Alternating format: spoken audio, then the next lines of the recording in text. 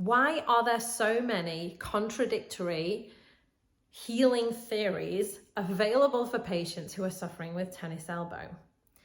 This is a really good question. And if you've Googled tennis elbow, if you have tennis elbow and you've Googled tennis elbow, you're probably asking yourself the very same question.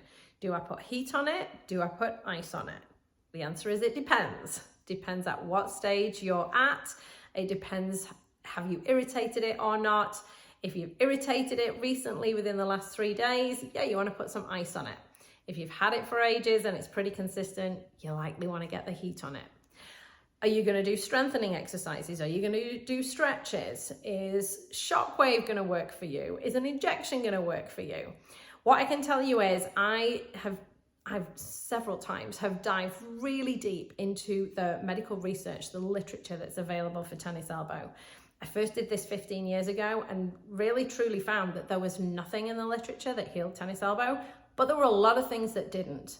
So over the years, we've learned more about this complex diagnosis, and now we know there are specific things that really, really help. Some of them may seem a little out there, and that's because it is such a complicated diagnosis. But there are things that do work. There are a lot of things that don't work. There are a lot of experimental things as well. And part of that reason is so many people are trying really hard to help people with this particular condition. But know that if you do the right things at the right time, you do get the right result.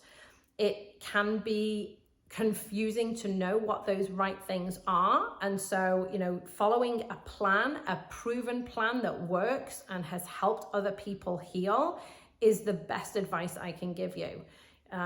Work with a therapist who sees lots and lots of this diagnosis, and ask the question, how many people like me do you see in a year?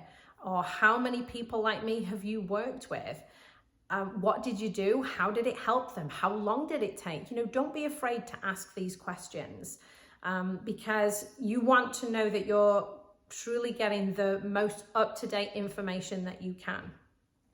If you want to watch my webinar that has the most up-to-date information on tennis elbow, you can check it out through the link below. It's only about 25 minutes there or thereabouts, but it gives you lots of the most up-to-date information, and hopefully it'll set you on the right track for healing your elbow.